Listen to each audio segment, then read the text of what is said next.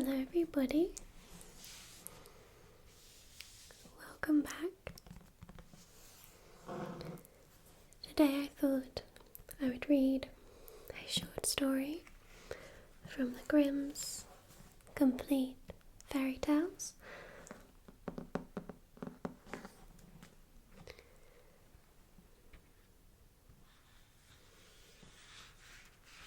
I'm going to have a little look.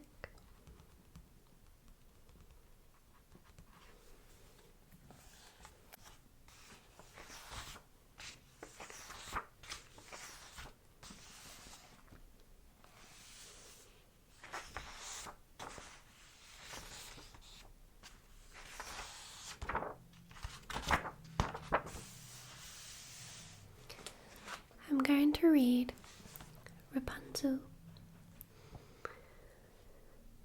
There were once a man and a woman who had long in vain wished for a child. At length the woman hoped that God was about to grant her desire. These people had a little window at the back of their house from which a splendid garden would be seen, which was full of the most beautiful flowers and herbs. It was, however, surrounded by a high wall, and no one dared to go into it because it belonged to an old enchantress who had great power and was dreaded by all the world. One day the woman was standing by this window and looked down into the garden, when she saw a bed which was planted with the most beautiful rampion, Rapunzel, and it looked so fresh and green that she longed for it, and had the greatest desire to eat some. This desire increased every day, and as she knew that she could not get any of it, she quite pined away, and looked pale and miserable. Then her husband was alarmed and asked, "What? I leave thee, dear wife?" "Ah," she replied, "if I can't get some of the rampion which is in the garden behind our house to eat, I shall die." The man who loved her thought, "Sooner than let thy wife die, bring her some of the rampion thyself, let it cost thee what it will."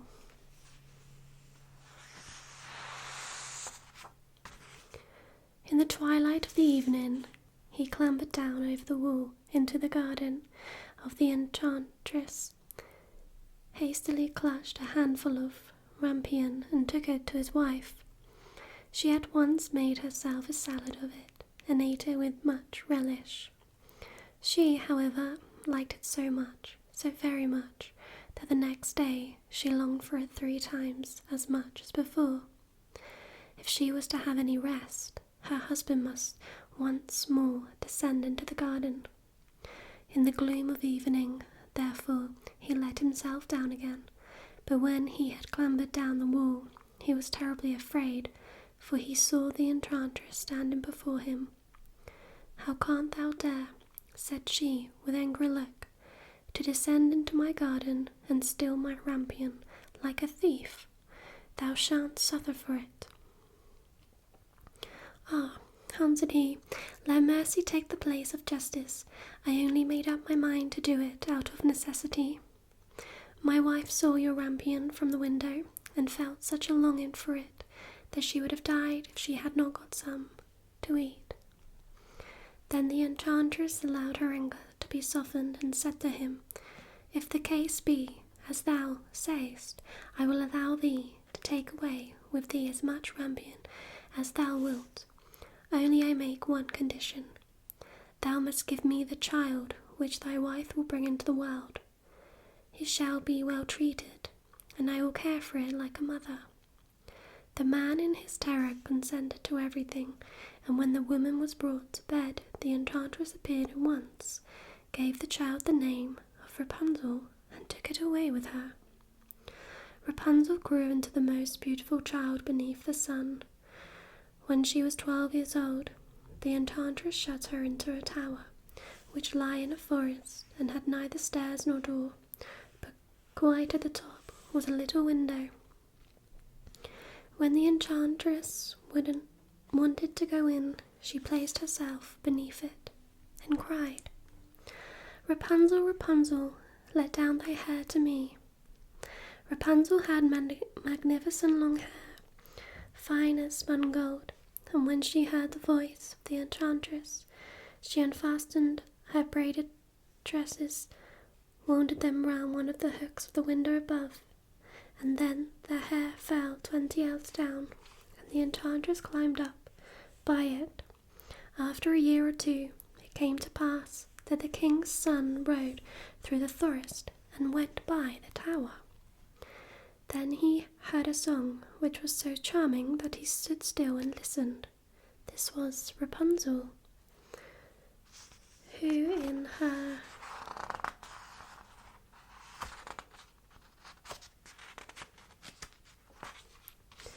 solitude passed her time in letting her sweet voice resound. The king's son wanted to climb up to her and looked for the door of the tower, but no one was to be found. He rode home, but the singing had so deeply touched his heart that every day he went out in the forest and listened to it.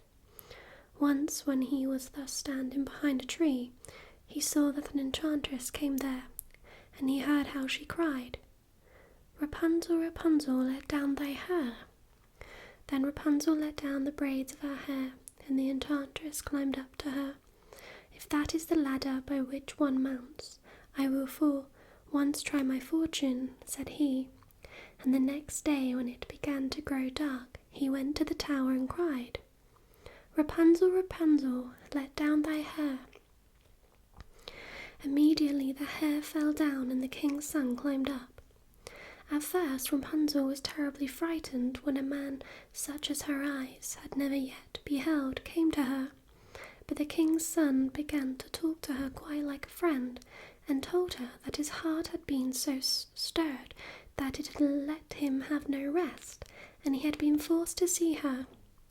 Then Rapunzel lost her fear, and when he asked her if she would take him for her husband, and she saw that he was young and handsome, she thought, "He will love me more than old Dame Gothel does." And she said yes, and laid her hand in his. She said, "I will willingly go away with thee, but I do not know how to get down. Bring with thee a skein of silk every time that thou come, and I will weave a ladder with it. And when that is ready, I will descend, and thou wilt take me on thy horse." They agreed that until that time he should come to her every evening, for the old woman came by day.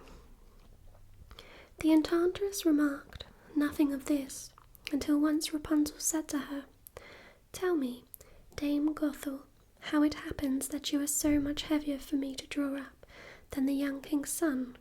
He is with me in a moment." "Ah, thou wicked child," cried the enchantress, "what do I hear thee say?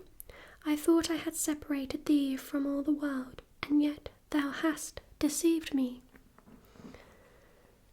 In her anger she clutched Rapunzel's beautiful tresses, wrapped them round twice her left hand, seized a pair of scissors with the right, and snip, snip, they were cut off, and the lovely braids lay on the ground. And she was so pitiless that she took poor Rapunzel into a desert, where she had lived in great grief and misery. On the same day, however, that she cast out Rapunzel, the enchantress in the evening fastened the braids of hair which she had cut off to the hook of the window, and when the king's son came and cried, "Rapunzel, Rapunzel, let down thy hair," she let the hair down. The king's son ascended, but he did not find his dearest Rapunzel above, but the enchantress, who gazed at him with wicked and venomous looks.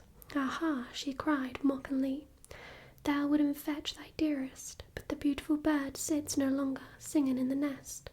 The cat has got it, and will scratch out thy eyes as well. Rapunzel is lost to thee, thou wilt never see her more." The king's son was beside himself with pain, and in his despair he leapt down from the tower. He escaped with his life, but the thorns into which he fell pierced his eyes. Then he wandered quite blind about the forest, ate nothing but roots and berries, and did nothing but lament and weep over the loss of his dearest wife.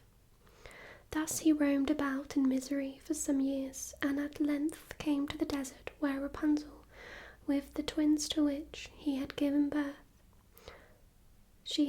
birth, a boy and a girl, lived in wretchedness. He heard a voice, and it seemed so familiar to him that he went towards it, and when he approached, Rapunzel knew him, and fell on his neck and wept.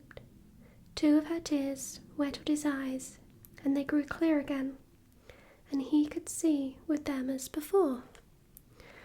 He led her to his kingdom, where he was joyfully received, and they lived a long time afterwards, happy and contented.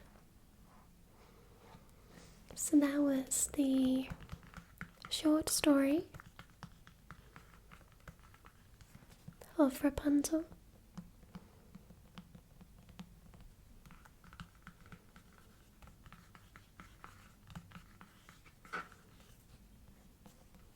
Thank you.